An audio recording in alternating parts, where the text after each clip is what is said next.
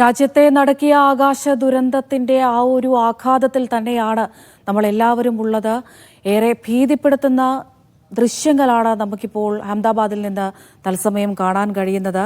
230 യാത്രക്കാരും 12 ക്രൂ മെമ്പേഴ്സും ഉണ്ടായിരുന്ന എയർ ഇന്ത്യയുടെ വിമാനമാണ് ഇന്ന് ഉച്ചയോടുകൂടി ഇങ്ങനെയൊരു അപകടത്തിൽ പെട്ടത്.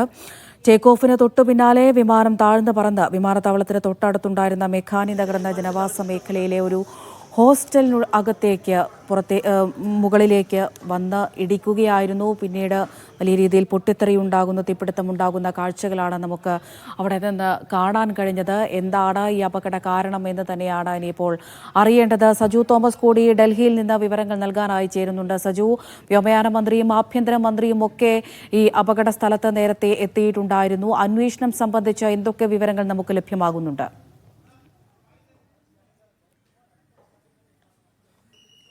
അമൃത, നമുക്ക് ഇപ്പോൾ ലഭിക്കുന്ന വിവരങ്ങൾ അനുസരിച്ച് ഇപ്പോൾ വ്യോമയാന മന്ത്രാലയം അന്വേഷണം ആരംഭിച്ചിട്ടുണ്ടെന്നാണ്. അതോടൊപ്പം തന്നെ അമേരിക്കയും ബ്രിട്ടനും ഇതുമായി ബന്ധപ്പെട്ട് വിമാന അപകടവുമായി ബന്ധപ്പെട്ടുള്ള അന്വേഷണ സംഘത്തിൽ പങ്കുചേരും എന്നാണ് മനസ്സിലാക്കുന്നത്. നിലവിൽ 204 മൃതദേഹങ്ങളാണ് ഇപ്പോൾ കണ്ടെത്തിയിട്ടുള്ളത്. അത് ഈ ബന്ധുക്കളുടെ അടക്കം DNA പരിശോധിച്ചതിന് ശേഷമായിരിക്കും വിട്ടു നൽകുക എന്നാണ് മനസ്സിലാക്കുന്നത്. കൂടുതൽ മൃതദേഹങ്ങൾ കണ്ടെത്തുന്ന മുറയ്ക്ക് ഈ ബന്ധുക്കളുടെ അടക്കം മൃതദേഹങ്ങൾ DNA ടെസ്റ്റുകൾ നടത്തിയതിനു ശേഷമായിരിക്കും ഈ മൃതദേഹങ്ങൾ വിട്ടുകൊടുക്കുന്നത്. നിലവിൽ 204 പേരുടെ മൃതദേഹങ്ങളാണ് കണ്ടെത്തിയിരിക്കുന്നത്.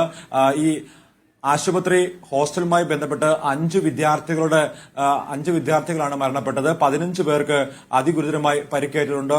50ഓളം പേർക്കാണ് ഗുരുതരമായിട്ടുള്ള പരിക്ക് പറ്റി ആശുപത്രിയിൽ കിടക്കുന്നതെന്നാണ് ഇപ്പോൾ നമുക്ക് നിലവിൽ ലഭിക്കുന്ന വിവരങ്ങൾ. അതിൽ 25 പേരുടെ പേര് വിവരങ്ങളാണ് അല്പസമയം മുൻപ് അഹമ്മദാബാദ് പോലീസ് പുറത്തുവിട്ടത്. വൈകിട്ടോടു കൂടിയാണ് ഇവരുടെ പേരുവിവരങ്ങൾ പുറത്തുവിട്ടിരിക്കുന്നത്. എന്തായാലും രാജ്യത്തെ നടുക്കിയ ഒരു വിമാന ദുരന്തവുമായി ബന്ധപ്പെട്ട് കൂടുതൽ മരണസംഖ്യ ഇനിയും ഉയർന്നേക്കാമെന്നാണ് മനസ്സിലാക്കുന്നത്. 242 പേരാണ് ആകെ വിമാനത്തിലുണ്ടായിരുന്നത്. അതിൽ 241 പേരാണ് മരിച്ചത്.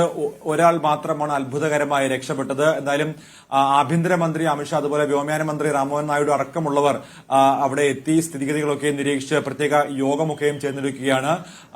ഇപ്പോൾ ഗുജറാത്ത് മുഖ്യമന്ത്രി ഭൂപേന്ദ്ര പട്ടേൽ ഉൾപ്പെടെ ആ യോഗത്തിൽ പങ്കെടുത്തു സ്ഥിതി വിലയിരുത്തിയിട്ടുണ്ട്. പ്രധാനമന്ത്രി നരേന്ദ്രമോദി അടക്കമുള്ളവർ സ്ഥിതിഗതികളൊക്കെ വിലയിരുത്തുന്നുണ്ട്. നാളെ കൂടുതൽ കേന്ദ്രമന്ത്രിമാർ സ്ഥലത്തേക്ക് എത്തും. എന്തായാലും കേന്ദ്ര സേനയുടെ ഭാഗത്തു നിന്നും അതുപോലെ കേന്ദ്ര സംസ്ഥാന ദുരന്തനിവാരണ സേനയുടെ ഒക്കെയും ഭാഗത്ത് നിന്ന് വലിയ റെസ്ക്യൂ ഓപ്പറേഷൻസ് ആണ് ഇപ്പോൾ ഇവിടെ നടന്നുകൊണ്ടിരിക്കുന്നത്. എന്തായാലും അതായത് വിമാനത്തിന്റെ ബ്ലാക്ക് ബോക്സ് കണ്ടെത്തിയാൽ ഉടൻ തന്നെ കൃത്യമായി എന്ത് സംഭവിച്ചു എന്നുള്ളതിന് മേൽ കൃത്യമായിട്ടുള്ള ഒരു വ്യക്തത ഉണ്ടാവും. എന്ത് കാരണമാണ് ഉണ്ടായത്, അതായത് വിമാനം ഉയർന്നു പൊങ്ങി 30 സെക്കൻഡുകൾക്കുള്ളിലാണ് ഈ വിമാനം വലിയൊരു ബ്ലാസ്റ്റോടുകൂടി വിമാനം താഴേക്ക് പതിക്കുന്നത്. അപ്പോൾ എന്താണ് സംഭവം, എന്താണ് സംഭവിച്ചത് എന്നുള്ളത് കൃത്യമായിട്ടുള്ള ബ്ലാക്ക് ബോക്സിന്റെ പരിശോധനയോടെയാണ് വ്യക്തമാകുന്നത്.